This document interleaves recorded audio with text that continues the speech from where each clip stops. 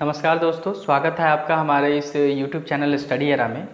आज हम लोग अपना नेक्स्ट चैप्टर स्टार्ट करने वाले हैं, teaching and learning environment in school का चैप्टर सेकेंड। देखिए, मैंने बीएड के नाम से एक कोर्स प्लेलिस्ट में क्रिएट किया है, एक प्लेलिस्ट क्रिएट किया है और ये कोर्स का नाम है लक्ष्य बिहार बीएड। ठीक है, लक्ष्य बिहार बीएड के नाम से ये आपको दिख जाएगा। लक्ष्य बिहार बीएड के नाम से मैंने एक कोर्स स्टार्ट किया है यूट्यूब में, इसी चैनल पे, इसी स्टडी एरा बाय आईटीएन के ही चैनल पे मैंने इस कोर्स को स्टार्ट किया है। आप इसे यहाँ जाकर सारे कोर्स को हमारे स्टडी कर सकते हैं। मैं और भी जैसे जैसे वीडियो बनते जा रहा है मैं इसे अपलोड कर रहा हूँ आपके लिए। मेरे पास एक्चुअली में टाइम का थोड़ा क्राइसिस है, टाइम का थोड़ा प्रॉब्लम है, इसीलिए मैं कंटिन्यू वीडियो नहीं बना पा रहा हूँ। लेकिन मेरा जो उद्देश्य है वो आपके बीएड एग्जाम से पहले मैं teaching learning environment in school को कंप्लीट करूंगा, रीजनिंग को कंप्लीट करूंगा। 2 सब्जेक्ट तो मैं कंप्लीट करूंगा ही, और साथ ही साथ इनके सारे एमसीक्यूज आपको करवा दूंगा, प्रैक्टिसेस आपको करवा दूंगा। तो आइए हम लोग स्टार्ट करते हैं। तो इस चैप्टर को मैंने 3 भाग में डिवाइड किया है। पहला ये पार्ट 1 है। मैं कोशिश करूंगा कि 3 वीडियो में इसे कंप्लीट कर दूं। ये चैप्टर थोड़ा बड़ा है तो इसीलिए मैं इसे 3 वीडियो में मैंने इसे डिवाइड किया है। ये पार्ट फर्स्ट है। देखिए, इस चैप्टर में मेनली हमें पढ़ना क्या है, 3 टॉपिक के बारे में पढ़ना है, मेनली 3 चीज़ों के बारे में पढ़ना है। पहला क्या है, मोटिवेशन। पहला मोटिवेशन है। दूसरा हमें क्या पढ़ना है, डिसिप्लिन के बारे में, डिसिप्लिन के बारे में। और तीसरा क्या पढ़ना है हमें, तीसरा हमें लीडरशिप के बारे में पढ़ना है, लीडरशिप के बारे में। ठीक है, देखिए नेक्स्ट चैप्टर से मैं क्या करूंगा, पहले एक ब्रीफ डिस्कशन दे दूंगा कि इस चैप्टर में हमें क्या क्या पढ़ना है। ठीक है, उसके बाद हम लोग स्टार्ट करेंगे। तो आइए आज हम लोग अपना पहला पार्ट स्टार्ट करते हैं चैप्टर सेकंड का। इस पार्ट में हमें देखिए, इसमें क्या है कि अगर टीचर स्टूडेंट का जो रिलेशन होता है, अगर टीचर स्टूडेंट का जो रिलेशन है वो अगर पॉजिटिव इन नेचर हो, अगर पॉजिटिव होता है तो क्या होगा, क्लासेस जो होंगे वो कंडक्टिव होंगे। Classes will be conductive, classes will be conductive. तो क्लासेस कंडक्टिव कब होंगे, क्लासेस कंडक्टिव कब होंगे, जब टीचर स्टूडेंट का जो रिलेशन है वो पॉजिटिव इन नेचर होगा। ठीक है, आइए अब देख लेते हैं हम लोग। इसी में अभी एक पॉइंट है, मैं वो चीज को आपके साथ डिस्कस कर लेता हूं। ठीक है, देखिए, positivity of teacher student relationship is characterized by. ठीक है, कहने का मतलब क्या है कि जो टीचर स्टूडेंट का जो रिलेशन होता है, जो पॉजिटिव रिलेशन होगा, उसमें क्या क्या चीजें होंगी वो देख लीजिए। तो प्रेजेंस ऑफ क्लोजनेस होगा, प्रेजेंस ऑफ क्लोजनेस होगा। दूसरा क्या हो जाएगा, तो यहाँ पे प्रेजेंस ऑफ क्लोजनेस का मतलब क्या हो गया, अगर टीचर और स्टूडेंट का रिलेशन पॉजिटिव होता है तो क्या होगा, वो स्टूडेंट जो है अपने टीचर के साथ फ्रैंकली कोई भी क्वेश्चन पूछ सकता है, प्रॉब्लम होता है उसके साथ तो सॉर्ट आउट करने के लिए टीचर के साथ डिस्कस कर सकता है। तो बहुत सारी चीजें हैं। दूसरा क्या है, वार्मथ है। वार्मथ मतलब क्या होता है, वार्मथ मतलब जोश होता है। टीचर हमेशा अपने स्टूडेंट के अंदर जोश पैदा करते रहते हैं, वार्मथ पैदा करते रहते हैं कि स्टडी करने के लिए, सिर्फ स्टडी ही नहीं, क्रिएटिविटी माइंड को डेवलप करने के लिए भी। ठीक है, तीसरे की अगर हम बात करें तो तीसरा जो होता है वो है प्रोडक्टिविटी। प्रोडक्टिविटी का मतलब क्या होता है, sorry, positivity.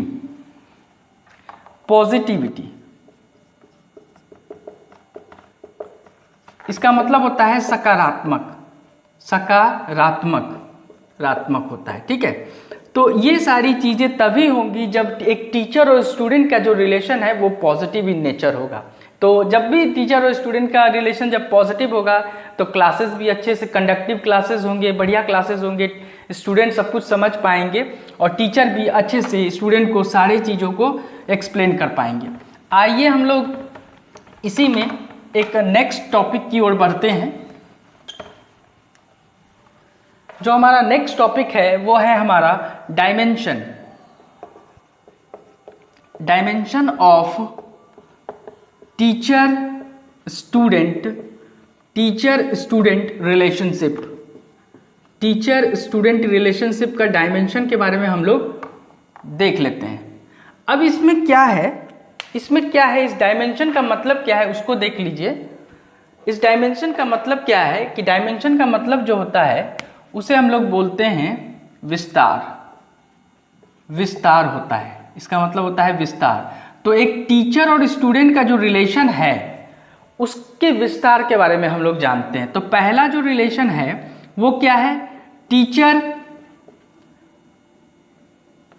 Teacher as a model. Model का मतलब क्या होता है, मॉडल का मतलब होता है आदर्श। हम लोग अक्सर सुनते होंगे, पूछा जाता है कि आपके रोल मॉडल कौन है, आपके आदर्श कौन है। तो हम लोग बताते हैं, बहुत लोग शिक्षक बताते हैं, कोई लोग फैमिली के बारे में बताते हैं, कुछ लोग फ्रेंड के बारे में बताते हैं। तो अपना अपना सबका जो रोल मॉडल होता है वो बताते हैं।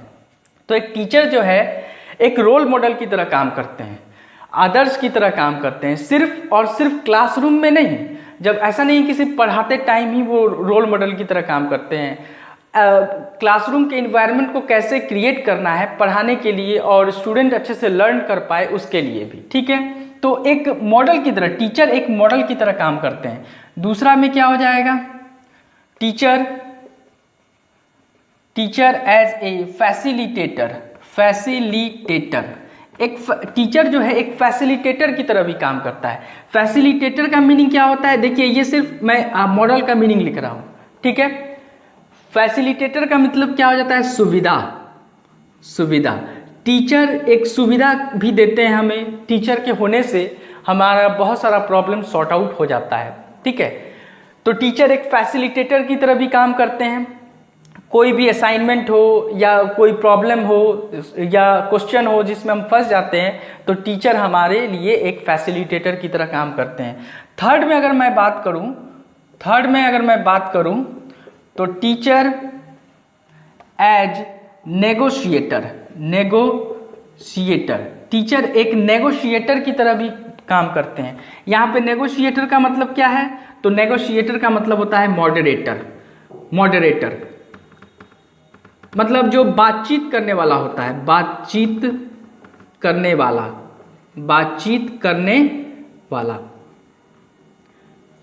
यहां पे मैं लिख देता हूं बातचीत करने वाला, ठीक है। बातचीत करने वाला जो होता है एक नेगोशिएटर की तरह भी टीचर काम करते हैं, ठीक है। मान के चलिए कि कोई स्टूडेंट, यहाँ पे कोई स्टूडेंट है, ठीक है, और यहाँ पे कोई बुक है, बीच में जो है टीचर काम करते हैं, एक नेगोशिएटर की तरह भी काम करते हैं, फैसिलिटेटर की तरह भी काम करते हैं और रोल मॉडल की तरह भी काम करते हैं, ठीक है। अगर हमें कोई भी, ये बुक है, अगर इस बुक से हमें कोई भी परेशानी होती है पढ़ने में, मैं एक एग्जांपल दे रहा हूँ, एक सिंपल सा एग्जांपल, तो टीचर हमारे साथ इसमें मॉडरेटर की तरह काम करते हैं, ठीक है। आइए हम लोग नेक्स्ट में देख लेते हैं टीचर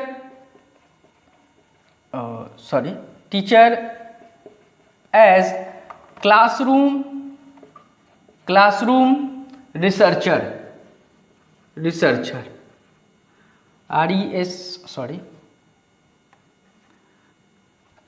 रिसर्चर, ठीक है। रिसर्चर मतलब क्या होता है, शोधकर्ता। इसको मैं लिख देता हूं, शोधकर्ता। एक टीचर को हमेशा रिसर्चर के रूप में काम करना चाहिए। रिसर्चर के रूप में क्यों काम करना चाहिए, इसीलिए काम करना चाहिए क्योंकि उनको अपने पढ़ाने के ढंग को हमेशा डेवलप करते रहना चाहिए, ताकि उनका जो पढ़ाने का स्टाइल है, तरीका है, वो डेवलप हो सके। तो एक टीचर को हमेशा एक रिसर्चर की तरह काम करना चाहिए, कहाँ, क्लासरूम में। नेक्स्ट में क्या है, teacher as a student interaction support. Teacher को हमेशा अपने स्टूडेंट को सपोर्ट करना चाहिए, ठीक है। हमेशा जो है टीचर को अपने स्टूडेंट को सपोर्ट करना चाहिए, उनके साथ इंटरैक्शन करना चाहिए और उनको सपोर्ट करना चाहिए। तो ये जो 5 जो मैंने पॉइंट्स लिखे हैं, ये dimension of teacher student relationship है, ठीक है। इसमें जो चीज़ें मैंने बताई है कि कैसे कैसे मॉडल की तरह काम करते हैं, वो याद रखना है, ठीक है। ये इंपॉर्टेंट पॉइंट है, इस पे बहुत सारे एमसीक्यूज हैं, मैं वो भी डिस्कस करूंगा आप लोगों के साथ बाद में। जब ये चैप्टर खत्म हो जाता है मैं फर्स्ट यूनिट का एमसीक्यू तैयार कर रहा हूँ, अगर जैसे ही कंप्लीट हो जाता है तो मैं उसे अपलोड कर दूंगा। होपफुली आज मैं इसे कर दूंगा, ठीक है। आइए हम लोग देखते हैं दूसरा जो है student related issues. Student related issue, देखिए ये एक इम्पॉर्टेंट टॉपिक है। स्टूडेंट रिलेटेड इश्यूज जो होते हैं, स्टूडेंट रिलेटेड इश्यूज क्या क्या है उनको देख लेते हैं। देखिए एजुकेशन जो है, कहा गया है कि एजुकेशन जो है बैकबोन होता है। किस चीज का बैकबोन होता है? बैकबोन होता है। बैकबोन मतलब क्या होता है? तो बैकबोन मतलब रीढ़ की हड्डी जिसे बोलते हैं, जिसके थ्रू हम खड़े हो पाते हैं या आगे बढ़ पाते हैं। तो एजुकेशन सिस्टम जो है एक बैकबोन है किसी भी कंट्री का। अगर एजुकेशन सिस्टम अच्छा नहीं होगा तो कंट्री का डेवलपमेंट नहीं हो पाएगा, आइदर वो सोशली हो या इकोनॉमिकली हो। तो इसीलिए कंट्री के डेवलपमेंट के लिए उसके एजुकेशन सिस्टम को इफेक्टिव होना बहुत जरूरी है। Education system must be effective.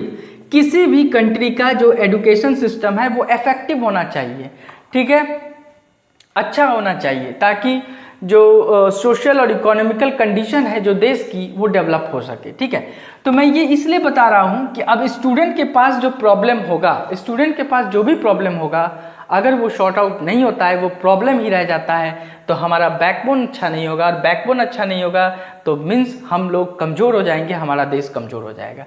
तो इसीलिए हमें एजुकेशन सिस्टम पे अच्छे से ध्यान देना चाहिए कि वो जो है इफेक्टिव है या नहीं। अब आ जाते हैं, ये जो टॉपिक जो मैंने लिखा है उस पर आ जाते हैं कि जो स्टूडेंट रिलेटेड इश्यूज क्या क्या है। अभी आजकल क्या है कि स्टूडेंट के पास बहुत सारी प्रॉब्लम्स होती हैं, ठीक है। स्टूडेंट अगर स्कूल का कोई भी प्रॉब्लम होगा तो वो स्टूडेंट के एकेडमिक परफॉर्मेंस पे असर डालता है। स्कूल का अगर कुछ भी प्रॉब्लम होता है तो वो बच्चे के एकेडमिक परफॉर्मेंस, आप देखते होंगे कि जो एकेडमिक एग्जाम होते हैं उसमें बच्चे अच्छे से परफॉर्मेंस नहीं दे पाते हैं। तो उसका रीज़न, बहुत सारे रीजन्स होते हैं। देखिए अब यहाँ पे पहला रीज़न जो होता है, ऐसा नहीं है कि हम लोग जो रीज़न लिख रहे हैं वही एक रीज़न है, बहुत सारे रीज़न हो सकते हैं, लेकिन सम ऑफ द रीज़न हमारे पास क्या क्या है कि कुछ स्टूडेंट जो होते हैं, मैंने पहले ही कहा है कि हमारा क्लासेस हिंदी और इंग्लिश में दोनों में चलेगा, ठीक है। कुछ स्टूडेंट जो होते हैं, कुछ स्टूडेंट होम सीकर हो जाते हैं। होम सीकर, स्कूल नहीं जाना चाहते हैं, इस घर पे ही रहना, जैसे ही स्कूल का नाम लीजिए उनके माइंड में कुछ अलग से इन्वायरमेंट आ जाता है। उसका रीज़न बहुत सारे हो सकते हैं। स्कूल का जो प्रॉब्लम चल रहा है, स्कूल का जो कंस्ट्रक्शन चल रहा है, अभी हम लोग डिस्कस करेंगे। होम सीकर हो जाते हैं, या family, missing their family,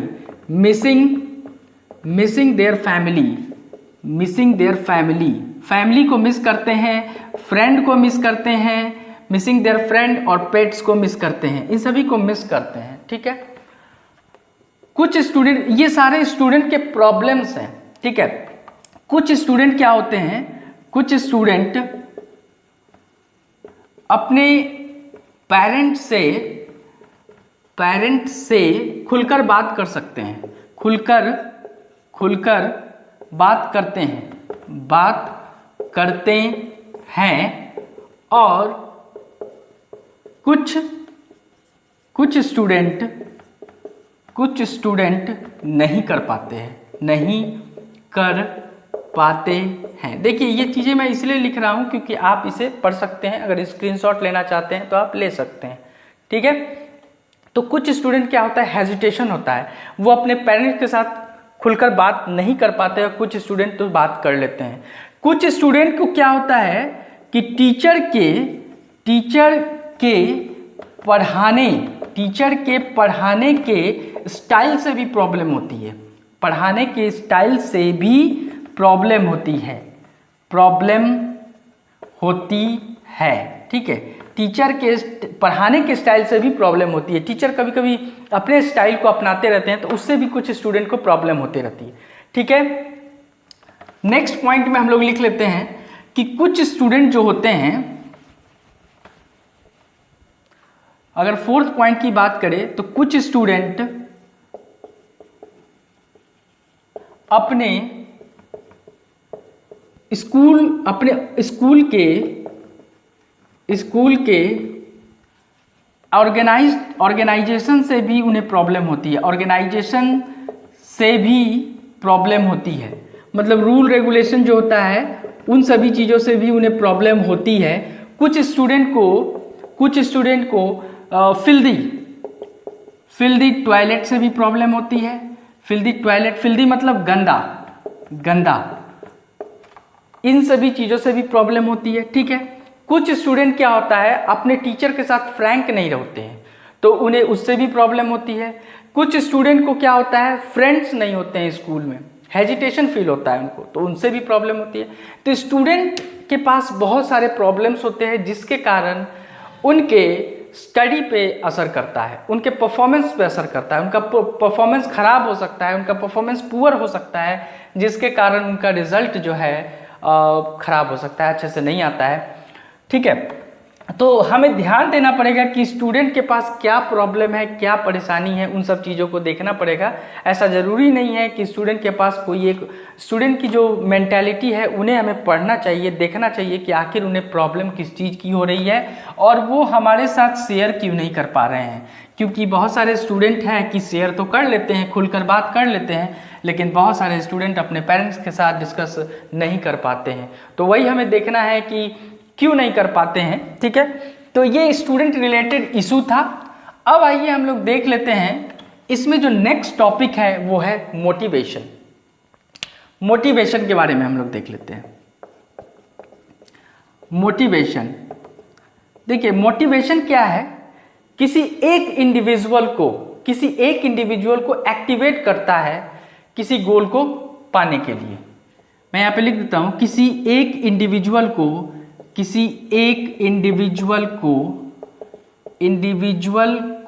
activate करता है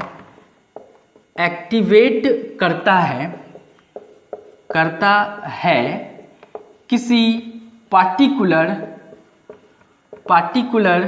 गोल को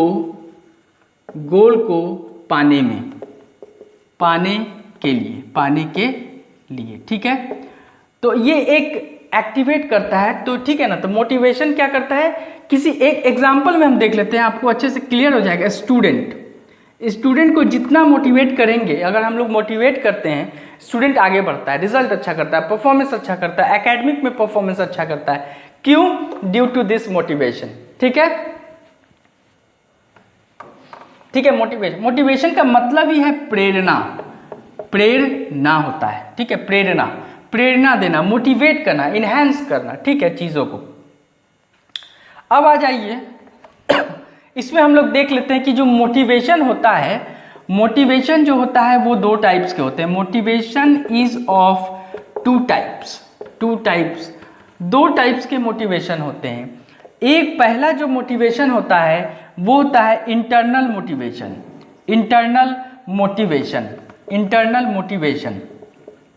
और इस इंटरनल मोटिवेशन को हम लोग इंट्रिंसिक भी बोलते हैं। इंट्रिंसिक, तो कभी अगर एग्जाम में आ जाए इंट्रिंसिक तो आप कंफ्यूज मत होइएगा, इंट्रिंसिक और इंटरनल दोनों एक ही है। दूसरा क्या है, एक्सटर्नल मोटिवेशन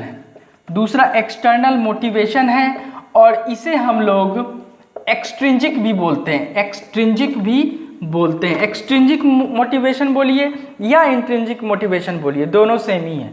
तो आइए वन बाय वन थोड़ा डिस्कस कर लेते हैं इसके बारे में, इंटरनल मोटिवेशन के बारे में और एक्सटर्नल मोटिवेशन के बारे में। छोटी छोटी चीजें हैं ये दोनों। इसके बाद हम अपने क्लास को यहीं पे रोकेंगे। ये हमारा इंटरनल मोटिवेशन जिसे हम लोग इंट्रिंसिक मोटिवेशन भी बोलते हैं। ठीक है, तो इंटरनल मोटिवेशन क्या होता है, देखिए इंटरनल मोटिवेशन ये एक तरह से कुदरत की देन होती है। इसे हम लोग बोल सकते हैं कि ये अंदर से आता है, कुदरती देन होता है कि कोई भी व्यक्ति अगर इंटरनली मोटिवेटेड है तो उसका क्या होता है कि वो कोई गोल को प्राप्त करना उसकी एक एम हो जाता है, कोई एक गोल को प्राप्त करना उसका एम हो जाता है। ये कोई उसे इनहेंस, अदर पर्सन इनहेंस नहीं करते हैं, ये उसके अंदर से आवाज आती है। तो जो भी स्टूडेंट या जो भी लोग अगर इंटरनली मोटिवेटेड होते हैं वो कुछ स्पेशल कार्यों को करते हैं, वो कुछ विशेष कार्य को करते हैं।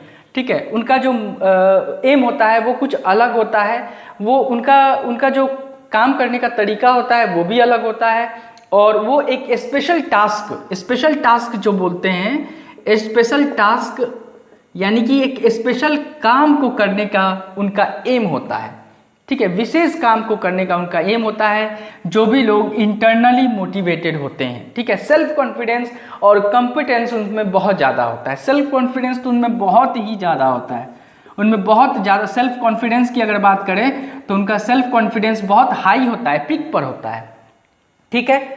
अब हम लोग आ जाते हैं, देखिए इंटरनल एक्सटर्नल मोटिवेशन के बारे में डिस्कस कर लेते हैं, ठीक है। एक्सटर्नल मोटिवेशन के बारे में, एक्सटर्नल मोटिवेशन के बारे में देख लेते हैं। और इसी में क्या है, एक्सट्रिंजिक मोटिवेशन है। ये आप जरूर याद रखिएगा कि एक्सटर्नल मोटिवेशन को हम लोग एक्सट्रिंजिक मोटिवेशन भी बोलते हैं। ये क्या होता है, ये हमें इन्वायरमेंट के द्वारा मिलता है, इन्वायरमेंट के द्वारा हमें मिलता है। कोई लोग हमें इन्हेंस करते हैं, पुशअप करते हैं, बाहरी लोग जो पुशअप करते हैं, इन्वायरमेंट जो हमें पुशअप करता है, वो हमारा एक्सटर्नल मोटिवेशन होता है। जैसे हमारे जो बड़े लोग हैं, हमारे पेरेंट्स हैं, गार्जियन हैं, वो हमें मोटिवेट करते हैं, हमें प्रेरणा देते हैं कि एक गोल को, एक पार्टिकुलर गोल को या एक काम को तुम्हें करना है। मेनली एक्सटर्नल मोटिवेशन की अगर हम बात करें तो एक स्टूडेंट, एग्जांपल मैं आपको दे देता हूं। एक स्टूडेंट जो है, स्टूडेंट की एग्जांपल, एक स्टूडेंट अपने एकेडमिक परफॉर्मेंस में चाहता है कि उसका रैंक जो है, एकेडमिक में चाहता है कि उसका रैंक अच्छा आए, तो वो क्या है, वो उसका एक जो एम है वो शॉर्ट टर्म एम है, और उसको जो एक्सटर्नली मोटिवेट किया गया है कि तुम्हें जो एकेडमिक में तुम्हारा परफॉर्मेंस होना चाहिए वो अच्छा होना चाहिए, ठीक है ना। तो जो भी शॉर्ट टर्म गोल होगा, जो बाहर से इन्हेंस किया जाएगा, या कोई कोई स्टूडेंट है, मान के चलिए कि स्टूडेंट ए है और कोई स्टूडेंट बी है, तो ए जो चाहता है कि मेरा परफॉर्मेंस जो है बी से अच्छा हो, तो बस उसको जो है इसी से मतलब है, बस उसे इसी से मतलब है। तो एकेडमिक परफॉर्मेंस के लिए वो लड़ रहा है, एकेडमिक परफॉर्मेंस में अच्छा हो जाए, एकेडमिक एग्जाम खत्म, क्या बोलते हैं उसको, टास्क खत्म हो गया हमारा, ठीक है ना। जबकि इंटरनल में ऐसा नहीं है, उसका एम अलग होता है, वो सेल्फ कॉन्फिडेंस होता है, उसके पास जो है अंदरूनी कॉन्फिडेंस होता है, वो अंदर से कुदरती देन होता है वो, ठीक है। तो एक्सटर्नल और इंटरनल में यही याद रखना है कि वो खुद का कुदरती होता है, अंदर का होता है कॉन्फिडेंस, सेल्फ कॉन्फिडेंस होता है, और ये इन्वायरमेंट मतलब लोगों के द्वारा हमें मोटिवेट, प्रेरणा जो मिलती है, वही एक्सटर्नल कॉन्फिडेंस होता है, सॉरी एक्सटर्नल मोटिवेशन होता है, ठीक है। तो देखिए आज हम अपनी क्लास को यहीं पे स्टॉप करते हैं। मैंने आपसे कहा था कि हम लोग छोटे छोटे वीडियो में बनाएंगे, आगे हम लोग प्रिंसिपल ऑफ मोटिवेशन देखेंगे, क्या क्या प्रिंसिपल हैं उनको हम लोग स्टडी करेंगे, ठीक है। और एक चीज़ मैं आपके साथ डिस्कस ये करना चाहता हूँ कि मैं चैप्टर 1 का MCQs आपके सामने बहुत जल्दी लाने वाला हूँ और डिस्कस करूँगा। क्वेश्चन मैं कोशिश कर रहा हूँ हिंदी इंग्लिश में बनाने की, हालांकि टाइम लग रहा है, इसलिए मैंने क्वेश्चन को इंग्लिश में रखा है, और आपके साथ जो डिस्कशन करूंगा, मैं आपके साथ डिस्कशन जो करूंगा वो मैं हिंदी में करूंगा। इस क्वेश्चन को पूरे कन्वर्ट कर दूंगा हिंदी में आपसे डिस्कस करने के बाद, ठीक है। तो इसकी चिंता मत कीजिए, हम लोग MCQs अच्छे से डिस्कस करेंगे चैप्टर 1 का, और चैप्टर 2 को ख़त्म करने के बाद हम लोग चैप्टर 2 का भी MCQs करेंगे, ठीक है। और सबसे एक और आपके साथ डिस्कस ये करना है कि आप हमारे चैनल को सब्सक्राइब कीजिए, लाइक कीजिए और शेयर कीजिए अपने दोस्तों के साथ, ज़्यादा से ज़्यादा शेयर कीजिए, उन्हें बताइए कि क्लासेस चल रहा है, बीएड का क्लासेस चल रहा है। और मैं एक व्हाट्सएप आपको लिंक दे दूंगा इस डिस्क्रिप्शन बॉक्स, इस वीडियो के डिस्क्रिप्शन बॉक्स के नीचे मैं व्हाट्सएप लिंक दूंगा फॉर बीएड, फॉर लक्ष्य बिहार बीएड के लिए, बिहार बीएड। सिर्फ जो लोग बीएड की तैयारी कर रहे हैं, बीएड का एग्जाम दे रहे हैं, उन्हीं के लिए ये व्हाट्सएप लिंक होगा। अदर्स ज्वाइन नहीं करें, अदर्स जो कंपटीशन की तैयारी कर रहे हैं उन लोगों के लिए ये ग्रुप नहीं है, आप लोग ज्वाइन नहीं करें। वेस्टेज, आप अपने टाइम को वेस्ट नहीं करें। तो जो लोग बिहार बीएड की तैयारी कर रहे हैं वही लोग उस ग्रुप में अपने आप को ज्वाइन करेंगे। मैं लिंक दे दूंगा, उस लिंक के थ्रू आप ज्वाइन कर सकते हैं। तो आज हम अपने क्लास को यहीं पे रोकते हैं और सब्सक्राइब करना ना भूलें हमारे चैनल को, और जो लिंक प्रोवाइड मैंने किया है उस पे आप हमारे ग्रुप को ज्वाइन कीजिए। तो आज के लिए इतना ही। Thank you and have a nice day.